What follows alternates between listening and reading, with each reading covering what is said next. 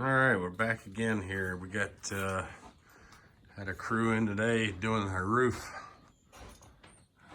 You can see right here we've got the old roof, the old kind of a half truss flat roof that had been on there. Still the remnants of it are left, but it'll be coming down tomorrow. But you can see we got a nice 412 pitched gable on the end of the house. They got it all dried in.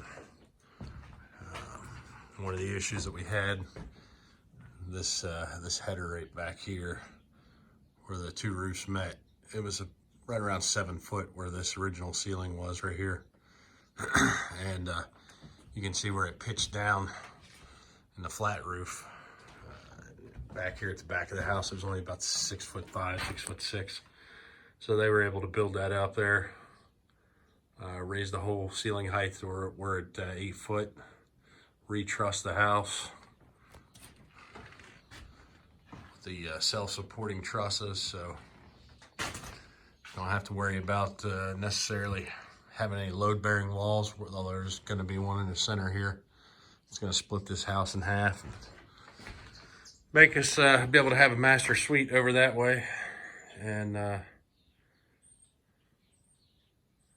that wall there, the majority of it will be gone. On the other side of that's where the laundry room is going to be, so it'll allow us to raise all that up, make a nice ceiling height in here throughout the entire house. It'll all be 8 foot, which will make it nice. And it's tied into the, you can see there, it's tied into the old main roof, and tomorrow it'll be shingled.